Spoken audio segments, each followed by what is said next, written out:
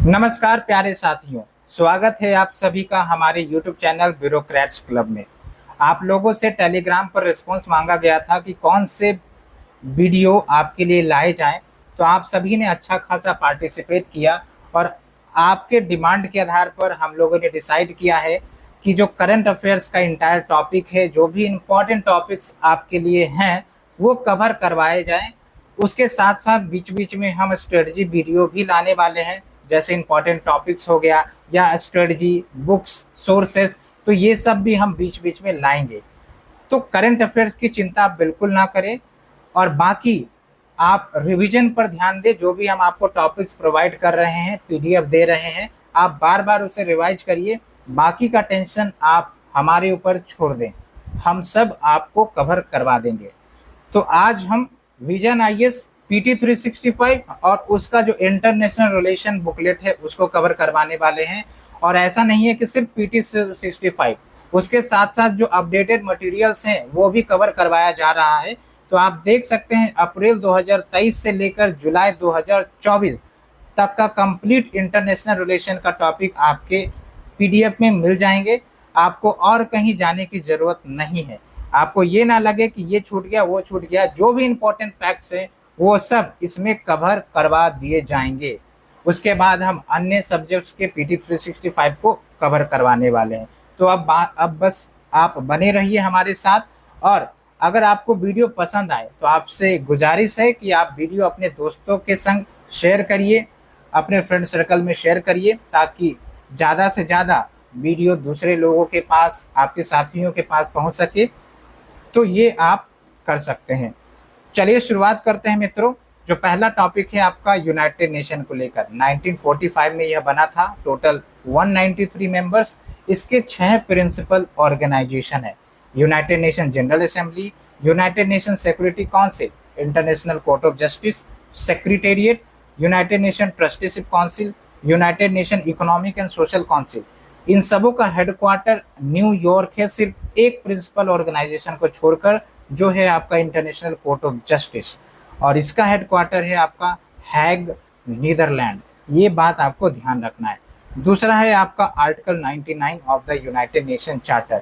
ये आर्टिकल कहता है कि अगर कोई भी मुद्दा जो अंतर्राष्ट्रीय शांति और सुरक्षा को खतरा पहुंचा रही है, तो उस मुद्दे को यूनाइटेड नेशन सिक्योरिटी काउंसिल के पास लाया जाए। Next is your UNESCO. 1945 में ये संस्था बनी थी। इसका हेडक्वार्टर पेरिस, फ्रांस में है। और अभी हाल फिलहाल में यूएसए ने इसे रीज्वाइन कर लिया है, पहले इससे विद्रोह कर लिया था यूएसए ने। ध्यान रखना है, इजराइल और लिechtenstein ये दो कंट्री हैं जो यूनाइटेड नेशन के सदस्य हैं, लेकिन यूनेस्को के सदस्य नहीं हैं। नेक्स्ट, इंडिया को Asia Pacific institute for broadcasting development का प्रेसिडेंट फिर से चुन लिया गया है। और ये संस्था 1977 में बनी थी अंडर यूनेस्को। अगला है आपका UNHRC, United nation human rights council, 2006 में से बनाया गया था। और रशिया को इसको ज्वाइन करने से डिक्लाइन कर दिया गया, यानी कि रशिया को ज्वाइन करने नहीं दिया गया, बेसिकली रशिया यूक्रेन वॉर के कारण। 47 मेंबर्स हैं, हेडक्वार्टर इसका जेनेवा में, और जो सदस्य हैं 3 साल के लिए चुने जाते हैं। Next is your United nation peace keeping. 1992 में इसे गठन किया गया था। भारत की बात करें तो थर्ड लार्जेस्ट ट्रूप्स यानी कि सैनिक को कंट्रीब्यूट करता है भारत, और भारत पहला देश है जिन्होंने ऑल वुमेन ट्रूप को डिप्लॉय किया गया। ठीक है। Next is your India hosted UNCITRAL. ये जो यूनिसेट्रल है ये एक प्रकार से फुल फॉर्म है United Nation Commission on International Trade Law. तो इसी का कॉन्फ्रेंस होस्ट किया गया भारत के द्वारा, ये ध्यान रखना है।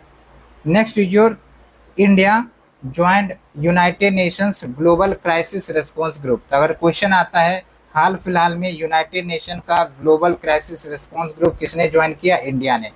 फिर अगर बोले तो इंडिया ने फिर से यूनाइटेड नेशन स्टैटिस्टिकल कमीशन में चयनित किया गया है 4 सालों के लिए। ये भी एक इम्पोर्टेंट फैक्ट है। और जो भारत का टर्म शुरू होने वाला है 1 जनवरी 2024 से। और इस यूनाइटेड नेशन स्टैटिस्टिकल कमीशन का हेडक्वार्टर न्यूयॉर्क यूएसए है। और अभी लेटेस्ट में 5th वर्ल्ड कॉफ़ी कॉन्फ्रेंस हुआ है इंडिया में, ध्यान रखना है। फिर आता है आपका L69 ग्रुपिंग। तो ये ग्रुपिंग क्या है? बेसिकली कुछ देशों का ये समूह है जो कहता है कि भाई यूनाइटेड नेशन सिक्योरिटी काउंसिल में सुधार किए जाएं। Next is your G20। काफ़ी इम्पोर्टेंट टॉपिक है। भारत में इसकी समिट 2023 में हुई है और बार बार क्वेश्चन पूछे जाते हैं, तो इसको इग्नोर नहीं कर सकते। तो G20 को 1999 में इसको क्रिएट किया गया था और एशियन फाइनेंशियल क्राइसिस उस दौरान आई थी, उसके बाद इसे सेलेक्ट या फिर कंस्टिट्यूट किया गया था। अगर हम थोड़ा सा फैक्ट्स की बात करें तो G20 जो सदस्य है इसमें आपके 19 कंट्रीज आ जाते हैं और 2 यूनियन आ जाते हैं। एक तो आपका अफ्रीकन यूनियन जो अभी लेटेस्ट में ज्वाइन किया है, दूसरा है आपका यूरोपियन यूनियन। तो आपको ध्यान रखना है, ठीक है।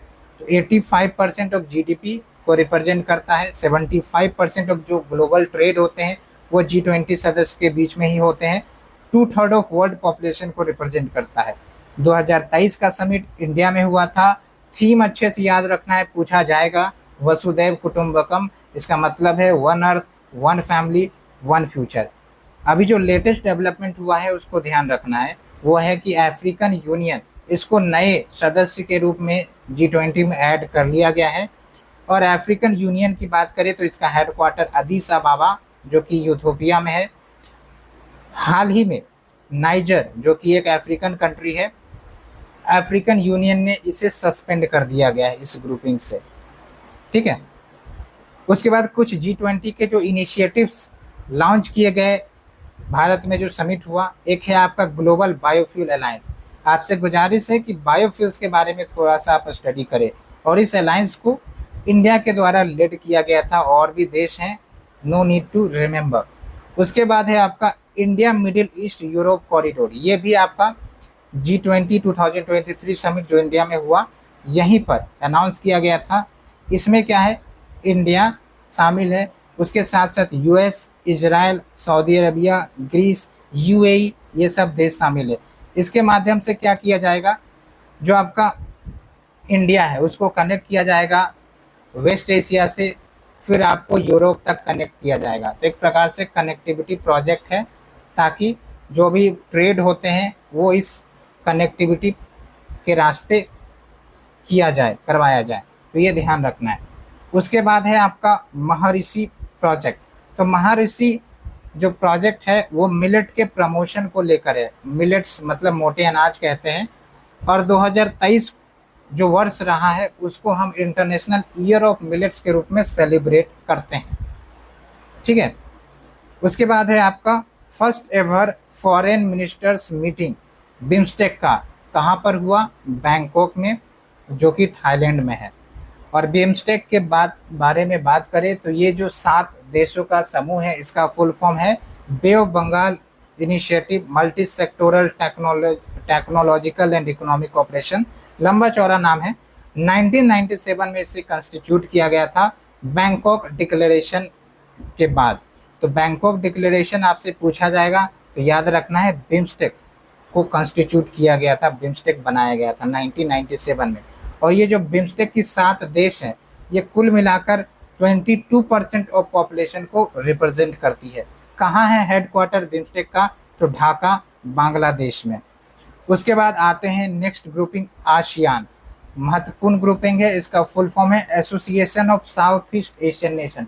नाम से ही पता चल रहा है जो साउथ ईस्ट एशियन कंट्री है, जो हमारे नॉर्थ ईस्ट स्टेट के बाद जो कंट्री आती है उसको हम साउथ ईस्ट एशियन कंट्री कहते हैं।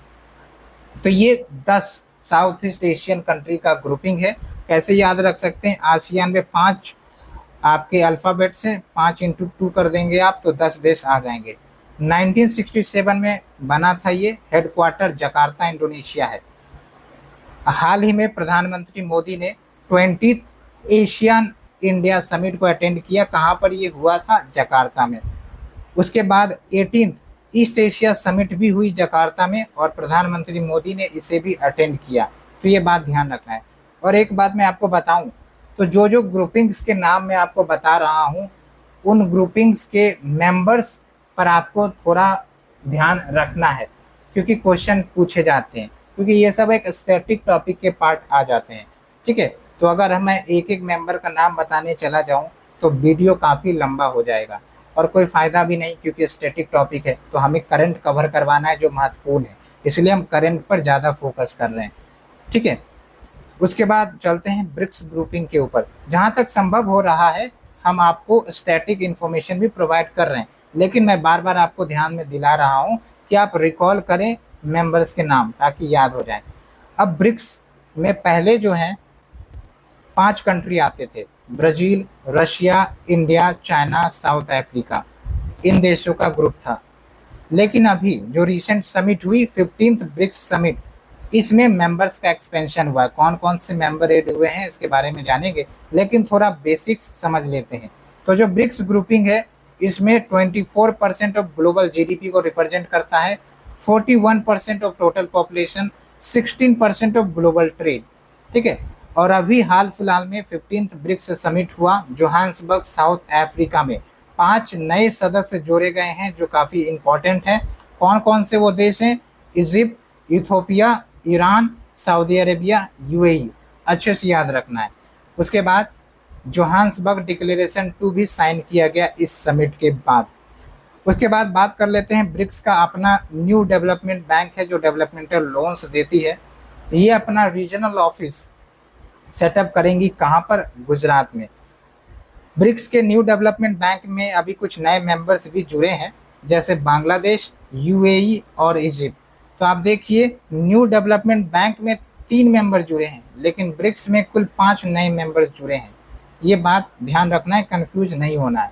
उसके बाद ये जो न्यू डेवलपमेंट बैंक है ब्रिक्स का, इसमें भारत सबसे दूसरा लार्जेस्ट रिसिप्टेंट है, यानी कि जो पैसे लोन के रूप में मिलते हैं देशों के, भारत को दूसरा सबसे ज़्यादा पैसा मिलता है इस बैंक के द्वारा। उसके बाद चलते हैं संघाई कोऑपरेशन ऑर्गेनाइजेशन। ये भी एक संस्था है। कैसे याद रख सकते हैं कितने मेंबर इसमें? तो एस है, उसको आप ऐसे क्रॉस करेंगे तो याद आ जाएगा कि हाँ, इसमें 8 मेंबर्स थे। लेकिन अब इसमें एक नया मेंबर ऐड हो गया है जिसका नाम है ईरान। तो ईरान अब आपका 9th मेंबर है। ये करंट अफेयर्स काफ़ी लेटेस्ट है, पूछा जा सकता है। जो 23rd समिट है एससीओ का, वो इंडिया ने चेयर किया था। 2022 का जो समिट है वो समरकंद कजाकिस्तान में हुआ था। 2024 का जो समिट है वो अभी हाल फिलहाल में संपन्न हुआ है। कहाँ पर ये हुआ था? अस्थाना कजाकिस्तान में ही। तो आप देख सकते हैं 2022 2024 दोनों कजाकिस्तान में हुआ था, बस सिटी का नाम अलग अलग है, तो कंफ्यूज नहीं होना है। उसके साथ साथ जो काशी सिटी है हमारा, वाराणसी जिसको कहते हैं, ये first tourism and cultural capital declare किया गया है इस समिट में। ऑफिशियल लैंग्वेज की बात करें एससीओ की, तो रशियन लैंग्वेज है और चाइनीज लैंग्वेज है, 2। ठीक है, उसके बाद हम चलते हैं Indo Pacific economic framework for prosperity. ये 3rd मिनिस्ट्रियल मीटिंग इसका सैन फ्रांसिस्को यूएसए में हुआ है, बस इतना याद रखना है। उसके बाद है आपका इंटरनेशनल मैरीटाइम ऑर्गेनाइजेशन, जो कि 1948 में बना था। इंडिया को फिर से री इलेक्ट कर लिया गया है, फिर से चुन लिया गया है इसके काउंसिल में 2024-25 के लिए। फिर इंटरनेशनल मैरीटाइम ऑर्गेनाइजेशन का ही एक कन्वेंशन है जिसको हम कहते हैं मार्पोल कन्वेंशन। इस कन्वेंशन के आधार पर जो मैरीटाइम पॉल्यूशन है, जो समुद्रों में या फिर समुद्री रास्तों में पॉल्यूशन की जाती हैं शिप्स के द्वारा, इसको प्रिवेंट करना मकसद है। तो होप आपको ये चीज़ें समझ में आ रही हैं। तो ये फैक्चुअल है फ्रेंड्स, बार बार सुनिए, रिवाइज करिए, चीज़ें याद हो जाएंगी। अगर आपको पीडीएफ की ज़रूरत है, आप टेलीग्राम पर जाइए, हमारे चैनल से जुड़िए, पीडीएफ डाउनलोड करिए। चलिए अब हम कुछ रिकॉलिंग कर लेते हैं। बताइए, यूनाइटेड नेशन के कितने प्रिंसिपल ऑर्गेनाइजेशन हैं और कौन से प्रिंसिपल ऑर्गेनाइजेशन का हेडक्वार्टर न्यूयॉर्क यूएसए नहीं है? उसके बाद आप बताइए कि जो ब्रिक्स है इसमें कौन कौन से नए मेंबर जुड़े हैं, ब्रिक्स के न्यू डेवलपमेंट बैंक में कौन कौन से नए मेंबर जुड़े हैं। उसके बाद आप हमें बताइए एससीओ में कुल कितने सदस्य हैं, लेटेस्ट मेंबर कौन सा है जो जुड़ा है, ठीक है, तो आप हमें कमेंट सेक्शन में जरूर बताइए। याद रखना है, यहाँ पर सुनने के साथ साथ आपको पार्टिसिपेट करना है ताकि आपका रिवीजन होता रहे, बार बार होता रहे, ठीक है। चलिए हम नेक्स्ट टॉपिक पर चलते हैं, G7। तो अभी G7 का 49th समिट हुआ था हिरोशिमा जापान में, लेकिन अभी मैं लेटेस्ट करंट अफेयर्स की बात करूं तो 50th G20 समिट ऑर्गेनाइज हो चुकी है एपुलिया इटली में। तो कहाँ पर हुआ है? एपुलिया इटली में। यहाँ पर आपको G7 के कौन कौन से देश आते हैं ये जरूर याद रखना है। हम चाहते हैं कि आप हमें कमेंट सेक्शन में G7 के देश के नाम जरूर बताएं। अगर हम ओवरऑल रोल देखें G7 कंट्रीज का, ये बेसिकली इंडस्ट्रियलाइज्ड कंट्री का ये ग्रुपिंग है, 7 देशों का ग्रुपिंग है। 46% ऑफ GDP को रिप्रेजेंट करता है, 10% ऑफ ग्लोबल पॉपुलेशन, 25% जो विश्व में कार्बन डाइऑक्साइड का एमिशन होता है इसमें G7 कंट्री ही करते हैं, ये ध्यान रखना है, ठीक है। जो मैं क्वेश्चन पूछ रहा हूँ आप बिल्कुल रिप्लाई करिए उसका, ताकि आपको चीज़ें याद हो जाए कंठस्थ रूप से। नेक्स्ट है आपका गल्फ कोऑपरेशन काउंसिल। कैसे याद रखेंगे, कितने सदस्य? तो जी है, वो आपको 6 जैसा लग रहा होगा, तो ध्यान रखना है इसमें 6 देश हैं। इसका हेडक्वार्टर रियादा सऊदी अरेबिया में है। इसमें 6 मेंबर्स कौन कौन से हैं? सऊदी अरेबिया, रिकॉल करिए, मैप को रिकॉल करिए। यूएई में बेसिकली 7 समूह का ये कंट्री है। कौन कौन से वो 7 समूह हैं? बीपीएससी ने क्वेश्चन भी पूछा है। फिर एक कतर, कुवैत, ओमान, बहरीन। तो ये चीज़ें आपको याद रखनी है। और ये जो गल्फ कोऑपरेशन काउंसिल ग्रुप है, भारत का लार्जेस्ट ट्रेडिंग पार्टनर ब्लॉक है ये। मतलब ये जो ग्रुपिंग है, इस ग्रुपिंग से भारत सबसे ज़्यादा ट्रेड करता है, ये ध्यान रखना है आपको। उसके बाद नाटो। नाटो का फुल फॉर्म क्या है? North Atlantic Treaty Organisation. ये यूएस लेड सिक्योरिटी अलायंस है। इसका मतलब होता है कि भाई इनके सदस्यों पर अगर एक भी सदस्य पर नुकसान करता है कोई देश, तो फिर ये सारे मेंबर्स मिलके उस दुश्मन देश को नुकसान पहुंचाएंगे, यही मतलब होता है। 1949 में ये बना था वॉशिंगटन ट्रीटी के आधार पर। हेडक्वार्टर कहाँ पर इसका? ब्रसेल्स, बेल्जियम में। टोटल 32 मेंबर्स हैं। अभी लेटेस्ट जो मेंबर का एडिशन हुआ है वो है स्वीडन, 32nd मेंबर। 31st आपका फिनलैंड। तो आप ऐसे याद रख सकते हैं FS, फिनलैंड और स्वीडन, ठीक है। और ध्यान रखना है, अभी हाल फिलहाल में यूएस सेनेटर ने एक बिल लाया था जिसके तहत इंडिया को नाटो प्लस ग्रुपिंग का हिस्सा बनाने पर बात की जा रही थी, लेकिन भारत ने साफ साफ इनकार किया। क्यों भारत ने इनकार किया, आप इस पर तर्क हमें जरूर दें। उसके बाद चलते हैं FATF के ऊपर। FATF का फुल फॉर्म होता है financial action task force. Inter governmental body है ये, जो मनी लॉन्ड्रिंग, टेररिस्ट फाइनेंसिंग को कंट्रोल करती है। भारत ने इसे 2010 में ज्वाइन किया था और अभी हाल फिलहाल में रशिया को सस्पेंड किया गया है।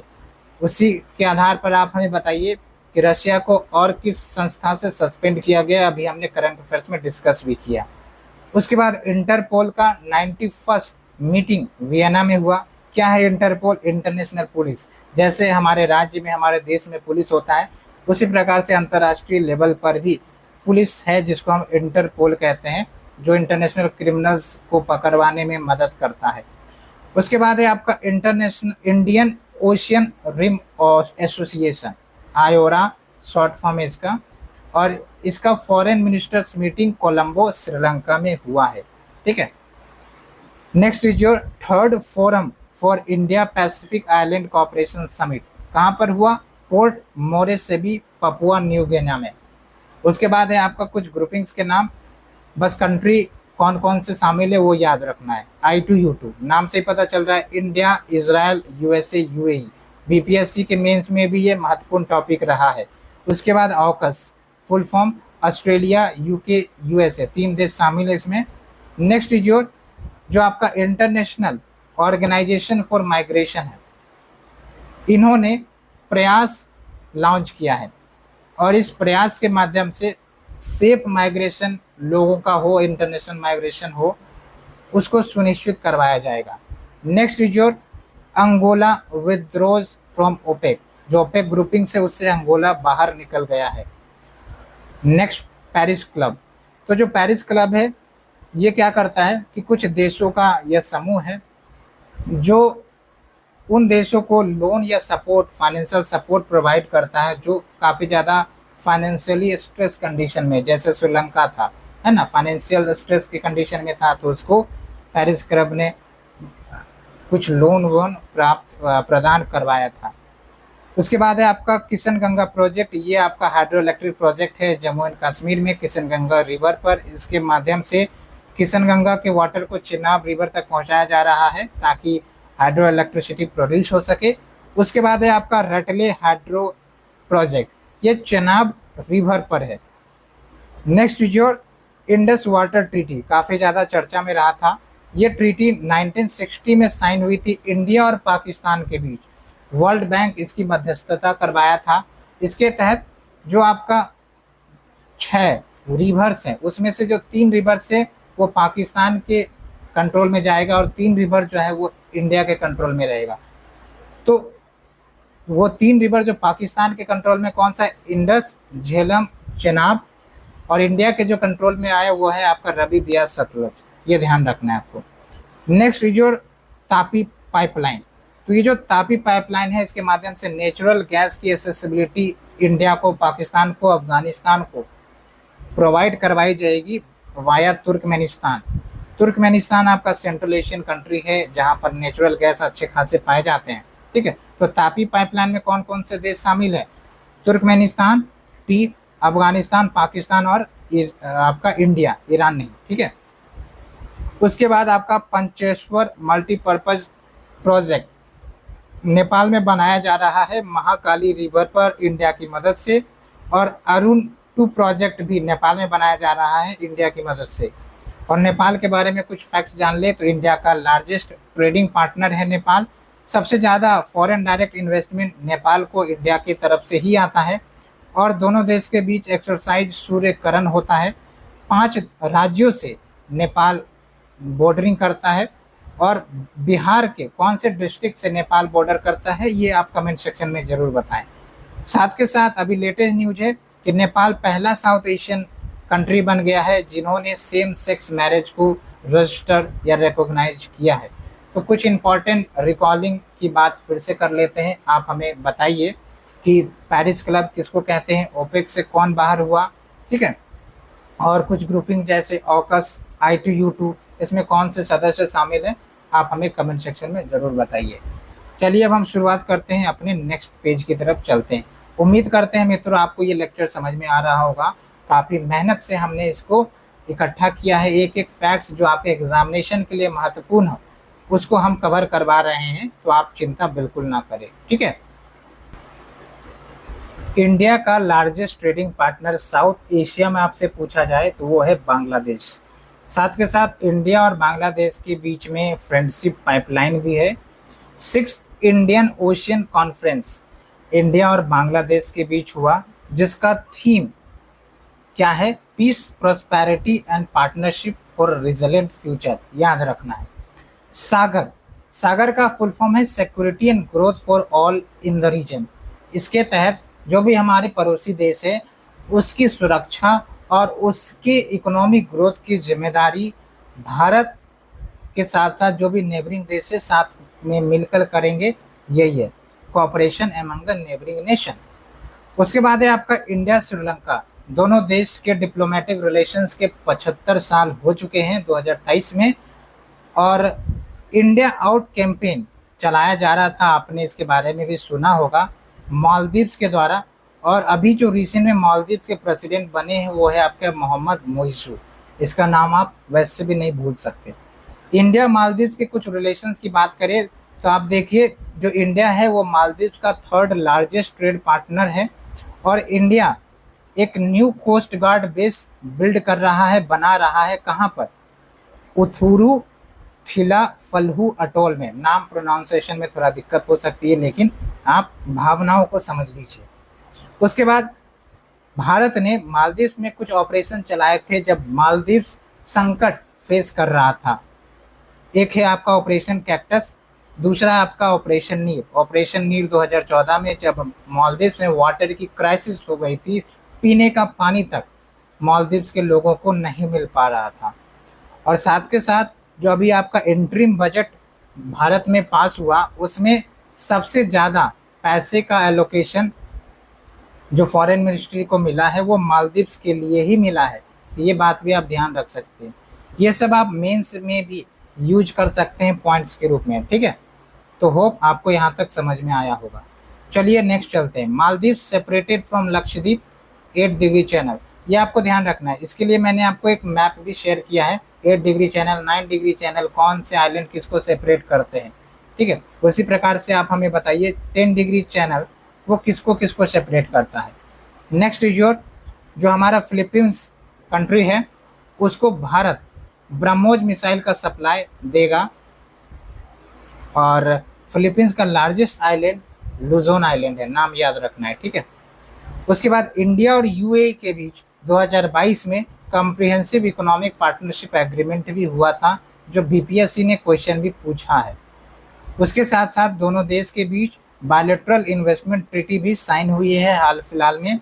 और अगर हम यूएई की इकोनॉमिक रिलेशंस की बात करें तो इंडिया दूसरा सबसे ज़्यादा एक्सपोर्ट यूएई को ही करता है। पहला यूएसए को करता है, दूसरा यूएई को करता है, तीसरा किसे करता है, नीदरलैंड को, ठीक है। और सबसे ज़्यादा भारतीय मूल के लोग यूएई में ही रहते हैं। और बीपीएससी ने इस पर क्वेश्चन भी पूछा, क्या आप हमें बता सकते हैं क्या क्वेश्चन पूछा था। उसके बाद पहला आईआईटी का कैंपस विदेश में तंजानिया में स्टैब्लिश किया जा रहा है। दूसरा आईआईटी का कैंपस अबू धाबी यूएई में स्टैब्लिश किया जाएगा। साथ के साथ यूएई ने कंबाइंड मैरीटाइम फोर्स से विद्रोह कर लिया, बाहर निकाल लिया अपने आप को। और अभी आपको पता होगा इलेक्शन से पहले प्रधानमंत्री मोदी ने यूएसए की विजिट की थी। तो कुल मिलाकर भारतीय प्रधानमंत्री का तीसरा ऑफिशियल विजिट है यूएसए के लिए, ये ध्यान रखना है। उसके बाद है आपका आईसीईटी इनिशिएटिव, फुल फॉर्म है आपका initiative on critical and emerging technology. 2023 में ये इनिशिएटिव लिया गया था बिटवीन इसके मदद से क्या है कि भाई defence and industrial and technological cooperation India और यूएसए के बीच बढ़ाया जाए। दोनों देश के बीच अगर बायलैटरल ट्रेड की बात करें तो आप देख सकते हैं 128.55 बिलियन डॉलर। और भारत ट्रेड सरप्लस है, यानी कि भारत एक्सपोर्ट यूएस में ज़्यादा करता है एज कंपेयर टू इम्पोर्ट, ठीक है। इस बात को ध्यान रखना है। चलिए अब हम कुछ क्वेश्चंस पूछते हैं आपको। बांग्लादेश और इंडिया के बीच कौन सा पाइपलाइन है, उस पाइपलाइन का नाम क्या है। और जो आपका यूएई है वो सेकेंड नंबर पर लार्जेस्ट एक्सपोर्ट डेस्टिनेशन तो है इंडिया का, पहला कौन सा है, तीसरा कौन सा है, ठीक है। और इंडिया और यूएई के बीच कौन सा ट्रेड एग्रीमेंट साइन हुआ था, ये भी आप हमें कमेंट सेक्शन में बताएं। Let's move to the next one. USA तीसरा सबसे बड़ा डिफेंस सप्लायर है इंडिया को, पहला कौन सा है, रशिया। तो ये ध्यान रखना है, ठीक है। तो सबसे ज़्यादा डिफेंस सप्लाई रशिया करता है, तीसरे नंबर पर आपका यूएसए है।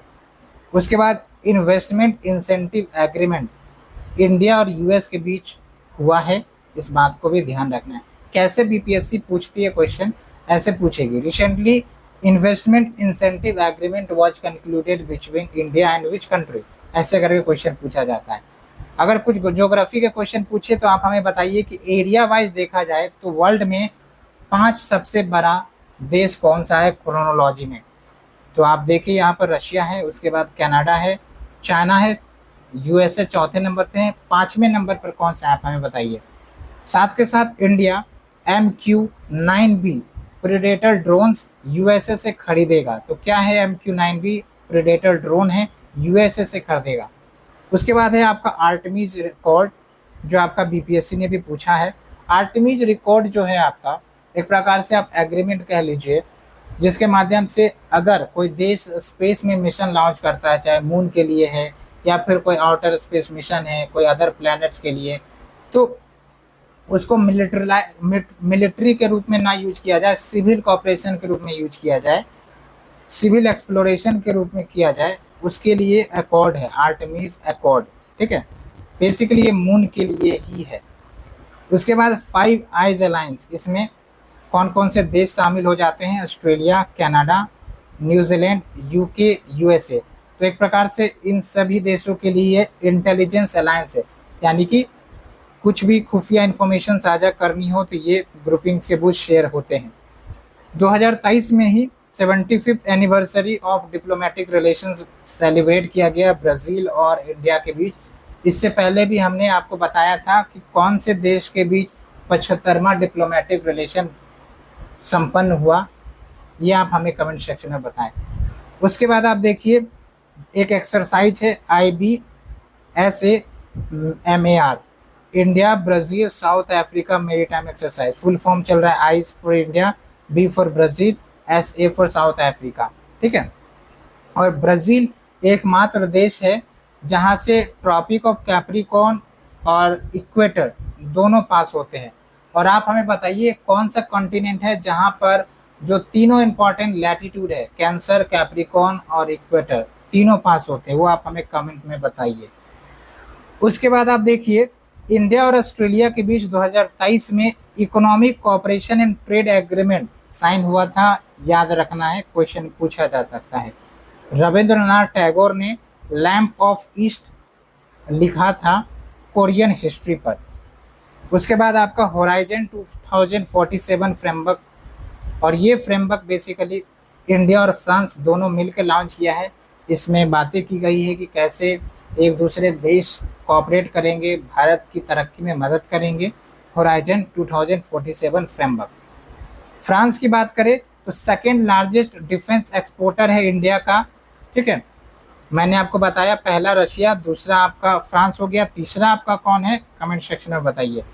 और फ्रांस से हम क्या क्या इंपोर्ट करते हैं तो रफाल फ्रांस का है, P75 स्कॉर्पियन टेक्नोलॉजी फ्रांस से ही हमें प्राप्त हुई है।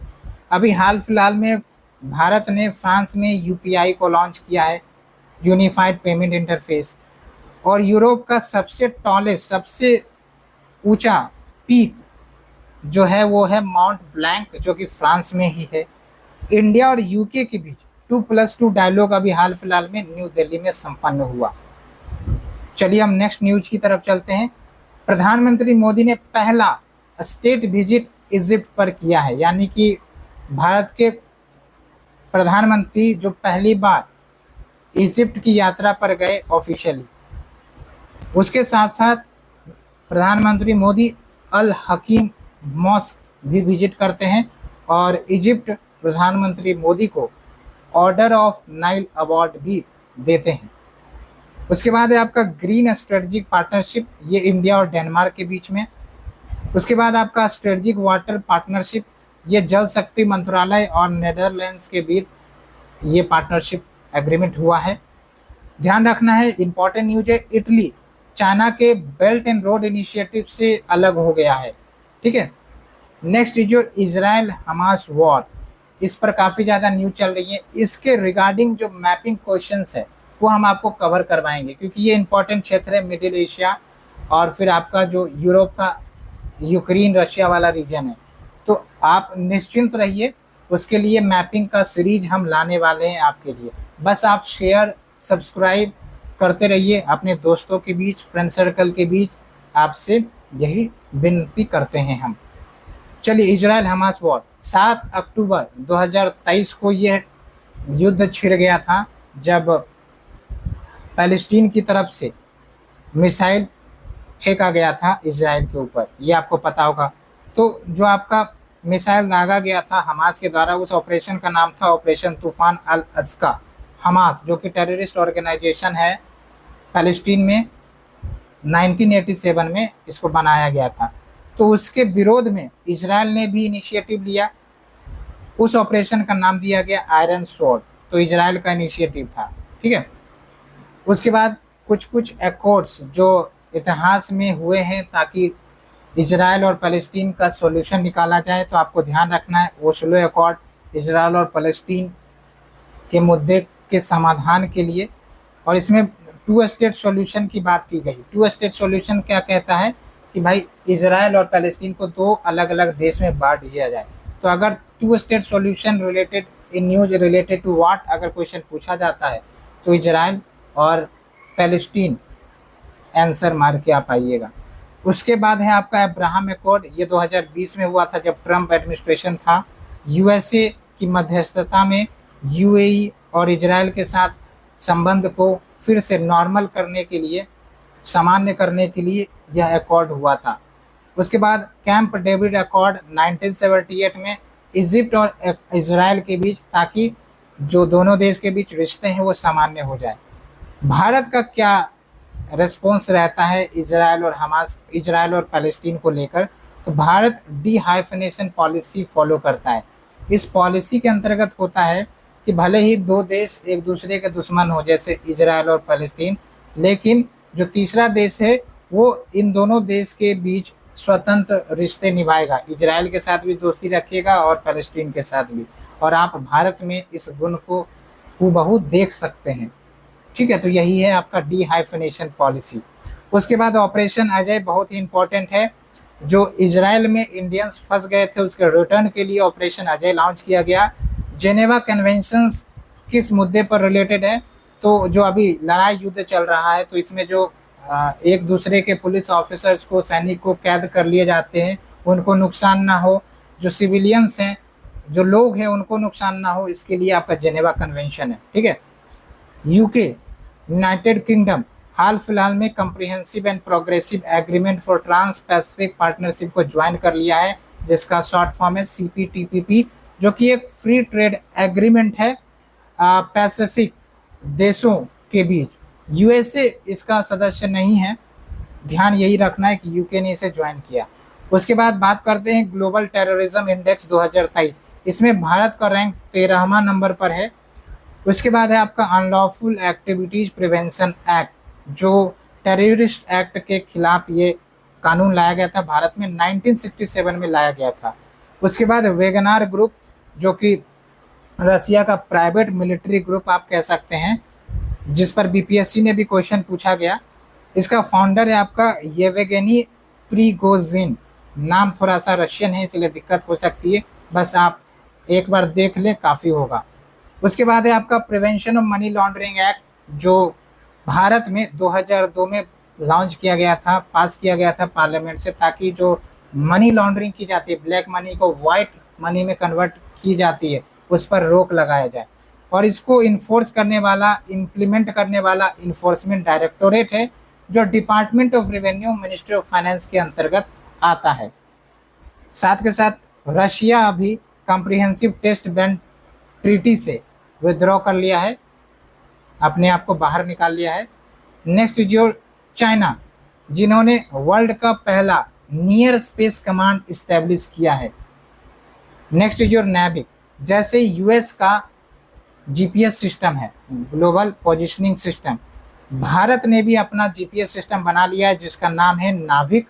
ठीक है, और इसका रेंज क्या होगा? भारत का जो मैप है उसको तो कवर करेगा ही, साथ के साथ जो 1500 किलोमीटर बियॉन्ड है भारत के बॉर्डर से, उसको भी ये कवर करेगा, ध्यान रखना है। फिर है आपका ऑपरेशन समुद्रगुप्त, ये नारकोटिक्स कंट्रोल ब्यूरो के द्वारा चलाया जा रहा है ताकि देश में ड्रग ट्रैफिकिंग को रोका जा सके। भारत एक टारगेट लेकर चल रहा है ड्रग फ्री इंडिया बनाने का 2047 तक। और ड्रग से रिलेटेड कुछ नाम है जो ध्यान रखना है, कुछ देश के ग्रुपिंग से जो ध्यान रखने, जो ड्रग ट्रैफिकिंग करते हैं। एक है आपका गोल्डन क्रिसेंट, जिसमें 3 देश शामिल है, ईरान, अफगानिस्तान, पाकिस्तान। एक है आपका गोल्डन ट्रायंगल, जिसमें आपका म्यांमार, लाओस और थाईलैंड। ये नाम आपको अच्छे से याद रखने हैं, बीपीएससी ने क्वेश्चन पूछा है। 2022 के डाटा की बात करें तो कुल मिलाकर 13.91 लाख साइबर क्राइम रिपोर्ट हुए हैं भारत में। और कुछ साइबर अटैक्स के नाम याद रखने हैं, बीपीएससी पूछ सकती है। स्मिशिंग, फ्लू हॉर्स और स्पैमो फ्लैग, ये कुछ नाम है साइबर अटैक्स के, ध्यान रखना है। उसके बाद चक्र 2 operation CBI, central bureau of investigation के द्वारा चलाया जा रहा है साइबर फ्रॉड्स को रोकने के लिए। उसके बाद है आपका के विजय राघवन कमेटी। इस कमेटी के माध्यम से जो डीआरडीओ कार्य कर रहा है, डीआरडीओ के कार्य को बढ़ाया जाए, क्या सुधार किए जाए, इसके लिए कमेटी बनाई गई है। डीआरडीओ के चेयरमैन कौन है, आप हमें जरूर बताइए। उसके बाद हाल ही में 6 कोलंबो सिक्योरिटी कॉन्क्लेव हुआ है मॉरिशस में, और इसमें अजीत डोभाल साहब जो कि हमारे नेशनल सिक्योरिटी एडवाइजर है, उन्होंने पार्टिसिपेट किया। उसके बाद है आपका म्यूचुअल लीगल असिस्टेंट ट्रीटीज। ये जो ट्रीटी है वो 2 देश यानी कि इंडिया और बेल्जियम के बीच है। उसके बाद आपका नेक्स्ट है ओपन स्काई ट्रीटी। रशिया ने इस ट्रीटी से अपने आप को बाहर कर लिया है।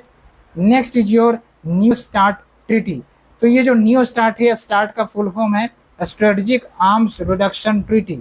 तो इस ट्रीटी के अंतर्गत क्या है कि जो रशिया और यूएसए है वो अपने आर्म्स को, हथियार को कम करेगी, लेकिन रशिया ने इस ट्रीटी को सस्पेंड कर दिया है, रोक लगा दिया है।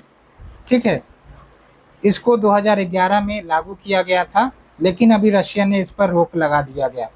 उसके बाद है आपका ऑपरेशन प्रॉस्पेरिटी गार्जन। यूएसए ने इस ऑपरेशन को लॉन्च किया है ताकि मैरीटाइम सिक्योरिटी को इम्प्रूव कर सके, बिकॉज अभी हाल फिलहाल में आप देख रहे हैं जो रेड सी वाला इलाका है, मिडिल एशिया वाला इलाका है, मेडिटेरेनियन वाला इलाका है, वहाँ पर काफ़ी ज़्यादा खतरा मंडरा रहा है। उसके सुरक्षा के लिए ऑपरेशन प्रॉस्पेरिटी गार्जन लॉन्च किया गया यूएसए के द्वारा। तो ये आपको ध्यान रखना है। ठीक है, भारत मिलिट्री पर खर्च करने वाला चौथा सबसे बड़ा देश है। तो सबसे पहला देश कौन सा है? यूएसए। तभी तो आप देखते हैं यूएसए में जो मिलिट्री सिक्योरिटी कितनी ज़्यादा स्ट्रांग रहती है। उसके बाद हाल ही में यूएस के हाउस ने स्ट्रेंथनिंग द क्वाड एक्ट पास किया है। इसको अच्छे से याद रखना है, यूएस के हाउस ने पास किया है। क्वाड में कौन से वो देश आते हैं, नाम आप बताइए। 2024 में भारत का कॉमनवेल्थ के साथ रिश्ता 75 ईयर्स हो जाएगा, हो गया है बेसिकली। और ये जो कॉमनवेल्थ नेशंस है, इसमें कुछ देश आते हैं जो पहले ब्रिटिश कॉलोनी हुआ करते थे। ठीक है, और इसको इस्टेब्लिश किया गया था लंदन डिक्लेरेशन के माध्यम से 1949 में। उसके बाद भारत सबसे बड़ा मेंबर स्टेट है कॉमनवेल्थ का, ये बात ध्यान रखना है। एक है आपका एडिशन अलायंस। एडिशन अलायंस के माध्यम से डिजिटल इंक्लूजन प्रमोट किया जाएगा। Coffee club. कॉफ़ी क्लब कुछ ऐसे देश के समूह हैं या ग्रुप है जो यूनाइटेड नेशन सिक्योरिटी काउंसिल में सुधार नहीं चाहते हैं। तो नाम से ही पता चल रहा होगा कौन देश शामिल होंगे, पाकिस्तान तो जरूर होगा इसमें। उसके बाद अर्मीनिया, हाल में ही रशिया का जो कलेक्टिव सिक्योरिटी ट्रीटी ऑर्गेनाइजेशन है उससे विद्रॉ कर लिया, अपने आप को बाहर कर लिया। जैसे नाटो है यूएसए लेड सिक्योरिटी अलायंस, उसी प्रकार से रशिया लेड सिक्योरिटी अलायंस है CSTO, collective security treaty organization. ध्यान रखना है Armenia. 4th SCO startup forum Delhi में। अफ्रीकन यूनियन हाल में ही अफ्रीकन क्लब को स्टैब्लिश अभी किया है, कहाँ पर, 37th समिट। उसके बाद Kaladan multi modal transit project जो इंडिया और म्यांमार के बीच है, ये ट्रांसपोर्ट एंड कनेक्टिविटी प्रोजेक्ट है। और जो आपका लुआंग प्रवांग शहर है लाओस का, वो एक यूनेस्को साइट है। न्यूज में इसलिए रहा क्योंकि इसको यूनेस्को साइट से हटाने की बात चल रही है, तो ये भी आपको ध्यान रखना है। मेकोंग रिवर साउथ चाइना सी में ड्रेन करती है। मेकोंग रिवर 6 देशों के साथ बेसिन्स साझा करती हैं। कौन कौन से वो 6 देश हैं, आप हमें नाम बताइए। जावा ट्रेंच इंडियन ओशियन का सबसे डीपेस्ट पॉइंट है, ये याद रखना है ज्योग्राफी का। ब्लू लाइन, ब्लू लाइन आपका बाउंड्री लाइन है इजराइल और लेबनान के बीच। उसी प्रकार से आप हमें बताइए रेड क्लिफ लाइन कौन से 2 देश के बीच बाउंड्री लाइन है। ठीक है, ये आपको बताना है। मैकमोहन लाइन कौन से 2 देश के बीच बाउंड्री लाइन है, कमेंट सेक्शन में जल्दी जल्दी बताइए आप। उसके साथ जो ब्लू लाइन है वो एक प्रकार से दूसरा लर्निंग इकोसिस्टम भी है United nation system staff college का। तो एक तो ब्लू लाइन बॉर्डर लाइन हो गया, दूसरा आपका ये है learning ecosystem for the UN. तो दोनों चीज़ है आपका ब्लू लाइन। तो अगर ऑप्शन में दोनों रहे तो दोनों मार्क करिएगा, ये बात ध्यान रखना है। निकरागुआ जिसका कैपिटल मनागुआ है, और वहाँ पर एक प्लेन जा रही थी भारतीयों को लेकर, उसको फ्रांस में रोका गया क्यों? क्योंकि इस पर शंका थी कि ह्यूमन ट्रैफिकिंग के लिए लेकर जाया जा रहा है। तो ध्यान रखना है, निकारागुआ में फ्लाइट को ले जाने का प्लान था। कहाँ पर ग्राउंड हुआ, कहाँ पर उतारा गया? फ्रांस में। किस लिए? ह्यूमन ट्रैफिकिंग का शंका था इसलिए। उसके बाद हैती, जो कि आपका सेंट्रल अमेरिकन कंट्री है, यहाँ पर गैंग वायलेंस चल रहा है, काफ़ी ज़्यादा डिस्टर्बेंसेस यहाँ पर चल रही हैं, काफ़ी इंपॉर्टेंट है ये। ग्रीनलैंड वर्ल्ड का लार्जेस्ट आइलैंड है, डेनमार्क को बिलोंग करता है, डेनमार्क की ये मतलब आइलैंड है। उसके बाद है आपका डैरियन गैप। डैरियन गैप एक प्रकार से आप रास्ता समझ लीजिए, लेकिन इसको इलीगल, गैर कानूनी बॉर्डर क्रॉसिंग के लिए यूज किया जाता है। और ये जो गैप है ये कोलंबिया और पनामा को कनेक्ट करता है, जो कि आपका साउथ अमेरिकन कंट्री है। जो आपका कोलंबिया है साउथ अमेरिकन कंट्री है, पनामा आपका सेंट्रल अमेरिकन कंट्री है। उसके बाद है आपका रिपब्लिक ऑफ नाuru। ये चाइना को वन चाइना पॉलिसी के अंतर्गत रिकॉग्नाइज किया है। क्या है वन चाइना पॉलिसी? कि भाई ताइवान जो है चाइना का इंटीग्रल पार्ट है, ठीक है। उसके बाद है आपका क्यूरिल आइलैंड, जो कि आपका नॉर्थ पैसिफिक ओशियन में है, और ये आइलैंड के बीच डिस्प्यूट रहता है चाइना मतलब जापान और रशिया के बीच, याद रखना। तो क्यूरिल आइलैंड डिस्प्यूट किसके किसके बीच में है? जापान और रशिया के बीच में। कहाँ पर है? नॉर्थ पैसिफिक ओशियन में। उसी प्रकार से किनमेन आइलैंड या फिर क्वीमो आइलैंड भी इसको कहते हैं, जो ताइवान स्ट्रेट है। ताइवान स्ट्रेट कहाँ है? मेनलैंड चाइना और ताइवान के बीच में। तो ये अभी ताइवान के जुरिडिक्शन में है। उसके बाद है आपका डेनमार्क की जो क्वीन है, महारानी है, मार्ग्रेथे टू, ये अभी राजगद्दी से उतरी हैं 52 साल के बाद। तो नाम याद रखना है, कंट्री याद रखना है आपने।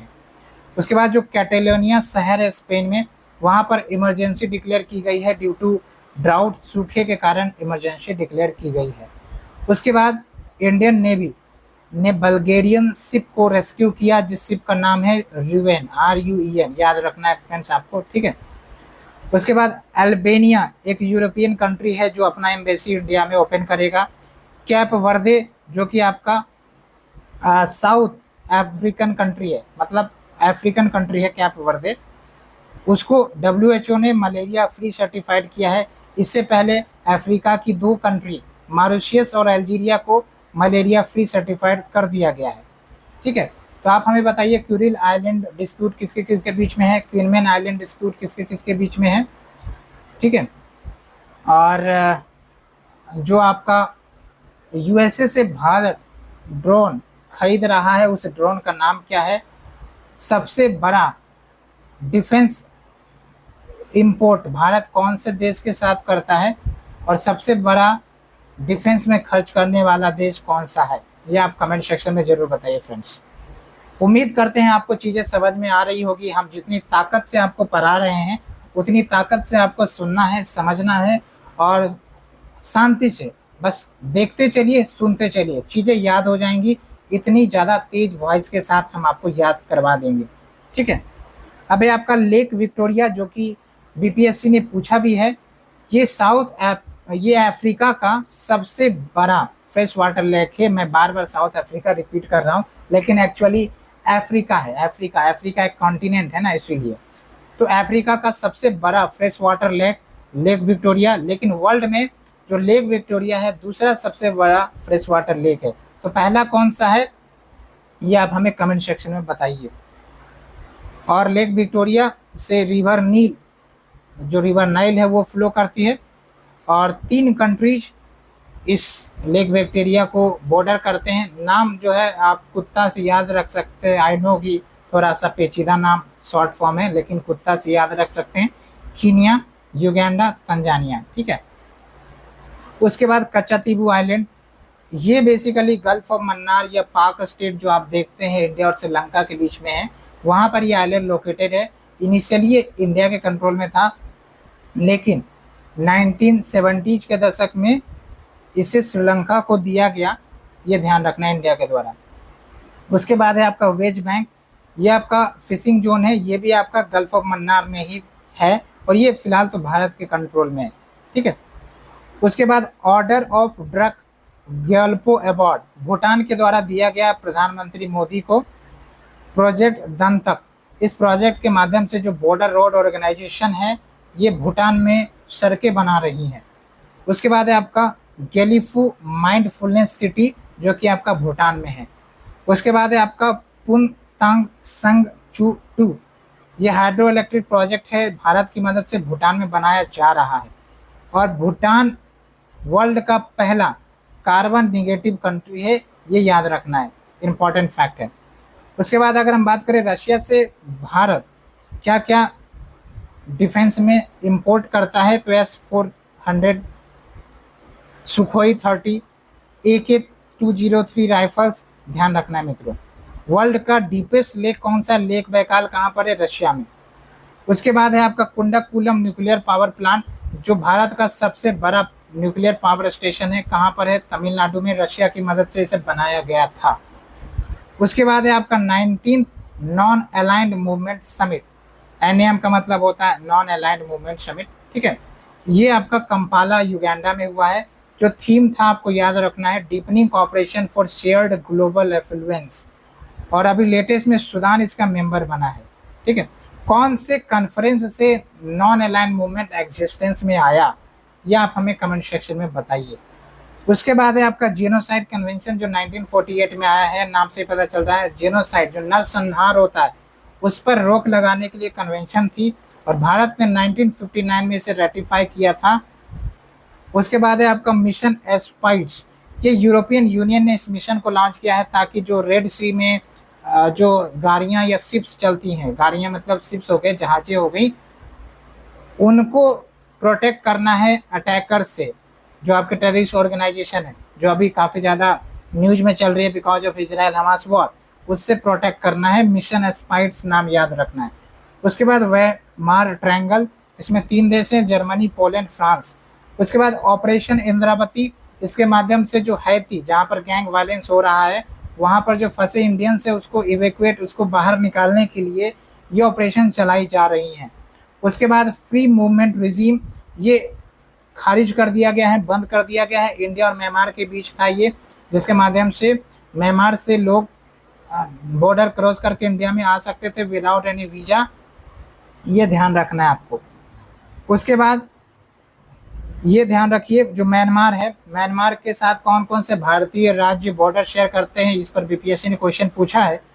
आप हमें बताइए कि सबसे लंबा बॉर्डर शेयर करने वाला म्यांमार के साथ कौन सा स्टेट है, दूसरे नंबर पर कौन सा है, पहले नंबर और दूसरे नंबर आप हमें कमेंट में बताइए। दूसरा नंबर आपका मिजोरम है, मैंने आपको बताया, यहाँ पर पहला अरुणाचल है। 9th रेजिना डायलॉग अभी दिल्ली में संपन्न हुआ, जिसका थीम है चतुरंग, 4 पॉइंट्स पर बातें करता है, कन्फ्लिक्ट, कॉन्टेस्ट, कॉपरेट और क्रिएट। फिर है आपका एक अदिति स्कीम, अदिति योजना, डिफेंस मिनिस्ट्री का ये योजना है। इस योजना के माध्यम से 30 डीप टेक्नोलॉजी और क्रिटिकल स्ट्रेटेजिक टेक्नोलॉजी को बनाया जाएगा डिफेंस के लिए। और डिफेंस में जो फॉरेन डायरेक्ट इन्वेस्टमेंट है वो 74% तक अलाउड है, ठीक है। सृजन पोर्टल भी आपको ध्यान रखना है, इसके माध्यम से जो हमारा डिफेंस प्रोडक्शन है, डिफेंस प्रोडक्ट्स जो प्रोड्यूस हो रहे हैं भारत में, उसको भारत में ही प्रोड्यूस किया जाए, उसके लिए सृजन पोर्टल है। जूस जैकिंग के बारे में पूछा जाएगा तो ये साइबर अटैक है। उसके बाद अगर हम लार्जेस्ट आर्म्स एक्सपोर्टर की बात करें वो USA है, मैंने क्वेश्चन भी पूछा, दूसरे नंबर पर फ्रांस है। फिर है आपका INS Jatayu, Indian naval ship Jatayu, ये इंडिया का सेकेंड नेवल बेस जो लक्षद्वीप में स्टैब्लिश किया गया है। तो पहला कहाँ पर है, INS द्वीप रक्षक, जो कि कविरात्रि में है। तो कविरात्रि कौन से भारतीय आइलैंड का पार्ट है, आप हमें बताइए। मिनिकॉय, जो कि लक्षद्वीप का सबसे सदर्न मोस्ट, सबसे साउथ में आने वाला आइलैंड है, जैसे लक्षद्वीप आपका नॉर्थ साउथ अरेंज है ऐसे करके, तो साउथ में सबसे ज़्यादा आने वाला मिनिकॉय है, ठीक है। तो ये ध्यान रखना है। चलिए मित्रों, चलते हैं हम नेक्स्ट पेज की तरफ। तो बस आपको रिवाइज करना है, आप देख सकते हैं कितनी फास्ट ट्रैक के माध्यम से आपका रिवीजन करवा रहे हैं। एक एक इम्पॉर्टेंट पॉइंट जो कवर करवाना है वो हम करवा रहे हैं। तो अगर आप इसको कवर कर लेते हैं, आपको और कहीं जाने की ज़रूरत नहीं है, और किसी डॉक्यूमेंट को रीड करने की ज़रूरत नहीं है, ये हम आपको गारंटी दे रहे हैं। काफ़ी मेहनत लगा, काफ़ी समय लगा, लेकिन एटलीस्ट आपको यह भरोसा दिला सकते हैं कि आप इतना कवर करने के बाद आपके जो भी क्वेश्चंस हैं करंट अफेयर्स के IR से रिगार्डिंग वो नहीं छूटेंगे। तो फ्रेंड्स बस आपको शेयर करते रहना है। हमारे टेलीग्राम चैनल को जरूर ज्वाइन करें, PDF वहीं पर आपको मिलेगी। साथ के साथ हम वहाँ पर क्विज भी चलाते हैं, क्विज में आप पार्टिसिपेट करिए और आप अपने स्कोर को भी जज कर सकते हैं। INS संध्यक ये भारत का पहला सर्वे वेसल शिप है। उसके बाद है आपका ऑपरेशन संकल्प। इस ऑपरेशन के माध्यम से भारत की जो मैरीटाइम इंटरेस्ट है, मैरीटाइम सिक्योरिटी है, उसको सुरक्षा प्रदान की जाएगी। उसके बाद है आपका United nation conference on trade and development, इसका नाम बदलकर United nation trade and development कर दिया गया है। जगजीत पवडिया इनको फिर से इंटरनेशनल नारकोटिक्स कंट्रोल ब्यूरो में चुना गया है। उसके बाद है आपका सेनाकाकू आइलैंड डिस्प्यूट, ये जापान और चाइना के बीच आइलैंड डिस्प्यूट है और ये आइलैंड आपका ईस्ट चाइना सी में लोकेटेड है। सितबे पोर्ट म्यांमार में है, भारत को इसे ऑपरेट करने का अधिकार मिला है। उसके बाद है आपका अफार ट्रायंगल, ये जो आपका ग्रेट रिफ्ट वैली है अफ्रीका में, उसका नदर्न मोस्ट रीजन, उसका जो नदर्न मोस्ट इलाका है, उत्तरी इलाका, उसको हम अफार ट्रायंगल के नाम से जानते हैं। उसके बाद है आपका दमित्री कुलीबा, ये यूक्रेन के फॉरेन मिनिस्टर है जो इंडिया विजिट किए थे। उसके बाद शहीद बेहस्ती पोर्ट टर्मिनल, जो कि चाबहार पोर्ट का ही एक टर्मिनल है और इंडिया को इसे डेवलप करने का अधिकार मिला है। उसके बाद आपका हवाना सिंड्रोम, ये एक मेंटल हेल्थ सिंड्रोम है। प्लेन में जाने के बाद कुछ अजीब गजीब आवाज़ें सुनाई देती है इस सिंड्रोम के तहत। उसके बाद दारफुर क्राइसिस, ये सूडान में चल रहा है, अफ्रीकन कंट्री में मिलिट्री क्राइसिस, लड़ाई झगड़े होते रहते हैं, आप बार बार न्यूज़ में सुनते होंगे। उसके बाद इंडिया का जो प्राइवेट सेक्टर है वो डिफेंस के एक्सपोर्ट में 60% कंट्रीब्यूट करता है, ये भी काफ़ी इंपॉर्टेंट बात है, आप मेंस के लिए यूज कर सकते हैं।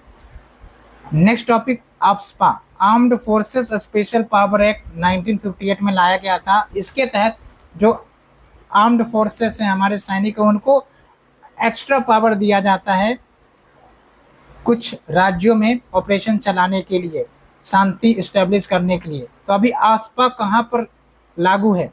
नागालैंड में, असम में, मणिपुर में, अरुणाचल प्रदेश में। तो 1 2 3 4 राज्य में लागू है।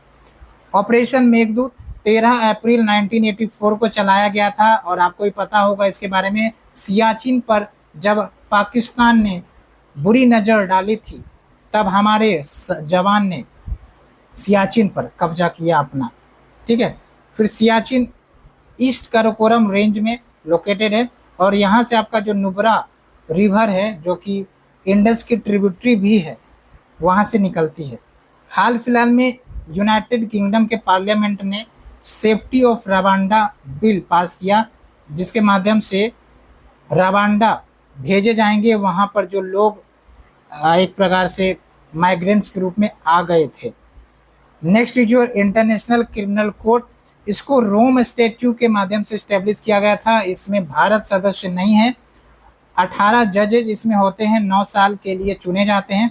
उसी के सिमिलर एक आपका इंटरनेशनल कोर्ट ऑफ जस्टिस है, ये मैंने आपको बताया, यूनाइटेड नेशन का प्रिंसिपल ऑर्गेनाइजेशन 1945 में बना था यूनाइटेड नेशन चार्टर के माध्यम से। 15 जज इसमें होते हैं, 9 साल के लिए चुने जाते हैं। हेडक्वार्टर हमने आपको बताया था कहाँ पर है, आप हमें कमेंट सेक्शन में बताएं। जो बिम्स्टेक ग्रुप है उसका पहले चार्टर नहीं था, जैसे UN का चार्टर है, इसमें बताया गया कि यूनाइटेड नेशन कैसे फंक्शन करेगा, क्या होगा, सब कुछ बताया गया। बिम्स्टेक का चार्टर आपका नहीं था, लेकिन अब चार्टर बन गया है जो 20 मई 2024 से लागू होगा। Second India US strategic dialogue on Africa Washington में हुआ, USA। सेकेंड थॉमस सोल की बात करें तो ये डिस्प्यूटेड आइलैंड है साउथ चाइना सी में। साउथ चाइना सी में बहुत सारे आइलैंड्स आते हैं, आपको ध्यान रखना है। और साउथ चाइना सी डिस्प्यूट भी रहता है 9 लाइन को लेकर। तो अगर 9 लाइन पूछा जाएगा, ध्यान रखना है साउथ चाइना सी से रिलेटेड है। और साउथ चाइना सी में कुछ आइलैंड के नाम आपको ध्यान रखने हैं, Paracel island, Spratly island, Scarborough island, ठीक है। उसके बाद ऑपरेशन स्माइलिंग मुद्दा लॉन्च किया गया था 18 मई 1974 में, जब भारत ने पहली बार न्यूक्लियर टेस्ट किया पोखरण राजस्थान में। उसके बाद 1998 में भारत दूसरा न्यूक्लियर टेस्ट करता है पोखरण 2 के नाम से अंडर ऑपरेशन शक्ति, ध्यान रखना है। 2024 Bharat year of technology absorption के रूप में सेलिब्रेट करेगा, इंडियन आर्मी सेलिब्रेट करेगा। उसके बाद हर्मीज 900, इसी को हम दृष्टि 10 ड्रोन भी कहते हैं, ये इजराइल का ड्रोन है। प्रोजेक्ट 75 याद रखना है, इसके तहत 6 सबमरीन बनाए जा चुके हैं भारत में, और इन सबमरीन के नाम है कलवरी, खांडेरी, करंज, वेला, बगीर और बागसीर। तो चलिए मित्रों कुछ रिवाइज कर लेते हैं। आप बताइए second India USA strategic dialogue on Africa कहाँ पर हुआ था, 9 लाइन क्या है, ठीक है, और बिम्स्टेक चार्टर कब इन्फोर्स होगा, ये सब आप हमें रिकॉल करके ज़रूर बताएं। आपको देखना नहीं है, आंख बंद करके रिकॉल करना है और उसके बाद आप हमें कमेंट सेक्शन में ज़रूर बताएं। उम्मीद करते हैं आपको चीज़ें पसंद आ रही है। लाइक जल्दी से करें और कमेंट में लिखें yes I am going to clear the prelims definitely, जल्दी से आप लिखें। नेक्स्ट जो पाथ टू पीस समिट 2024 कहाँ हुआ, स्विट्जरलैंड में। मनामा डिक्लेरेशन क्या है, अरब लीग का ये डिक्लेरेशन है। इसने कहा है यूएन पीस कीपर्स को डिप्लॉय किया जाए जो आपका इजराइल हमास अफेक्टेड रीजन है। क्वाड को एशियन नाटो भी कहा जाता है। क्वाड में कौन से देश होते हैं शामिल, आप हमें बताइए। इंडिया बांग्लादेश बायलैटरल ट्रेड की बात करें तो दोनों देश के बीच जो ट्रेड है 14.01 बिलियन डॉलर का हुआ है 2023-24 में। रशिया और यूएसए दोनों मिला दिए जाएं तो 90% जो भी न्यूक्लियर वेपन्स हैं पूरे दुनिया में 90% ये दोनों रखते हैं अपने पास। Zaporizhzhia nuclear power plant Ukraine में है। ऑपरेशन विजय जिसके नाम पर कारगिल वॉर चली थी, पाकिस्तान इन्फिल्ट्रेटर्स कारगिल रीजन में घुस गए थे तो भारत के सेना ने मुंह तोड़ जवाब दिया और कारगिल पर विजय प्राप्त किया। मई 1999 में कारगिल वॉर की शुरुआत हुई थी, तो 25 साल हो गए हैं 2024 में। तो आप ध्यान रखिए ऑपरेशन विजय जो हमारे इंडियन आर्मी है उन्होंने चलाया था। Indian air force on similar lines operation सफ़ेद सागर भी चलाया था। फिर इंडियन नेवी ने ऑपरेशन तलवार चलाया था। तो आप देख सकते हैं चाहे हवा हो, चाहे पानी हो, चाहे आपका ज़मीन हो, तीनों के तरफ से पाकिस्तानी इन्फिल्ट्रेटर्स को घेरा गया था।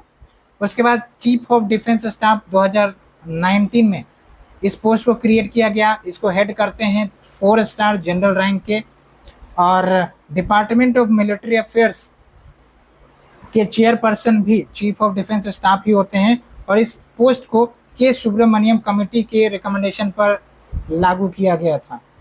यूनाइटेड नेशन सिक्योरिटी काउंसिल में 5 नॉन परमानेंट मेंबर्स को ऐड किया गया है जिनके नाम है Denmark, Greece, Pakistan, Panama, Somalia. ठीक है, कब से इनके टर्म शुरू होंगे आप हमें बताइए। और यूनाइटेड नेशन सिक्योरिटी काउंसिल में टोटल नॉन परमानेंट मेंबर की संख्या कितनी होती है, परमानेंट मेंबर की संख्या कितनी है, परमानेंट मेंबर कौन कौन से नाम बताइए मित्रों, रिवाइज हो जाएगा आपका। Project 28 related to building Kamorta class ships. Nagastra 1 क्या है, फर्स्ट सुसाइड ड्रोन इंडिया का। Rudram 2 solid propelled air launch missile, याद रखना है मित्रों। उसके बाद देखिए आप राजेंद्र खन्ना नए एडिशनल नेशनल सिक्योरिटी एडवाइजर चुने गए। नेशनल सिक्योरिटी एडवाइजर तो आपका अजीत डोभाल साहब है, लेकिन एडिशनल नेशनल सिक्योरिटी एडवाइजर पूछा जाएगा तो राजेंद्र खन्ना है। उसी प्रकार से टीवी रविचंद्रम एंड पवन कपूर ये डेप्यूटी नेशनल सिक्योरिटी एडवाइजर के रूप में चुने गए हैं। पंचशील जिसके अंतर्गत 5 प्रिंसिपल्स आते हैं जो इंडिया और चाइना के बीच जवाहरलाल नेहरू के पीरियड में साइन हुई थी। तो ये 5 प्रिंसिपल शांति के लिए हैं। कौन कौन से 5 प्रिंसिपल्स आते हैं इसमें, mutual respect of territory, mutual non aggression, non interference, equality and mutual benefit, उसके बाद पीसफुल को एग्जिस्टेंस, याद रखना है मित्रों। स्विफ्ट क्या है, इंटरनेशनल मैसेजिंग सिस्टम, जैसे फाइनेंशियल ट्रांजेक्शन्स करने के लिए एक कोड भेजा जाता है इंटरनेशनल लेवल पर, तो उसी को स्विफ्ट नाम देते हैं। इसका नाम फुल फॉर्म है आपका secure messaging network used for financial transaction, secure messaging network used for financial transaction. ठीक है, 2023 में ग्लोबल ओपियम का प्रोडक्शन 74% से कम हुआ, बिकॉज अफगानिस्तान में ये जो प्रोडक्शन है कम हुआ था। और इंडिया की बात करें तो तीसरा सबसे बड़ा तेल को इंपोर्ट करने वाला, आयात करने वाला देश है, और तीसरा सबसे ज़्यादा कंज्यूम करने वाला देश है। नेदरलैंड की बात करें तो third largest export destination India का, पहला सबसे ज़्यादा एक्सपोर्ट यूएसए में करता है भारत, दूसरा यूएई में, तीसरा नेदरलैंड में। फिर है आपका पेरिस ट्रीटी, ये आपका एक एग्रीमेंट है जिसके माध्यम से स्पेस में जो शस्त्र हैं, वेपन्स है, उसको डिप्लॉय ना किया जाए, इसके लिए ट्रीटी लागू करने की बात की जा रही है। उसके बाद मित्रों, यूरोपियन यूनियन ने चैट कंट्रोल लॉ को प्रपोज किया है। ठीक है, इसके माध्यम से जो बच्चे हैं उनके चैट्स पर, मैसेजिंग पर निगरानी रखी जाएंगी ताकि वो साइबर फ्रॉड का शिकार ना हो जाए। उसके बाद इंडिया और रशिया ने reciprocal exchange of logistic agreement संपन्न किया ताकि मिलिट्री कॉपरेशन को बढ़ावा मिल सके।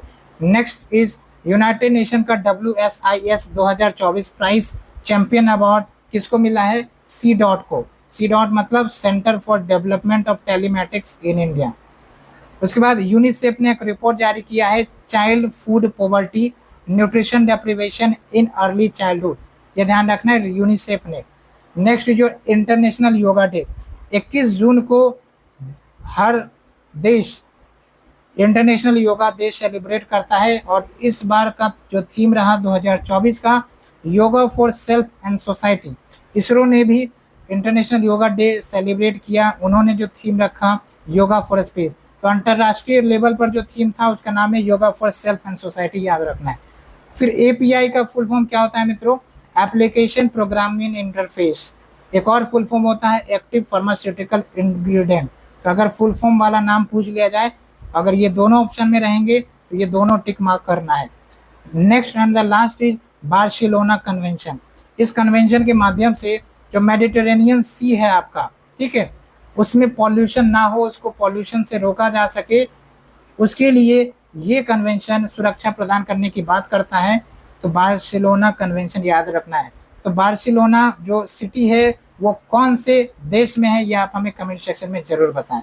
तो ये थी पूरी 1.5 साल का करंट अफेयर्स मित्रों। उम्मीद करते हैं आपको मजा आ गया होगा। इससे बाहर आपको और कुछ भी पढ़ने की जरूरत नहीं है।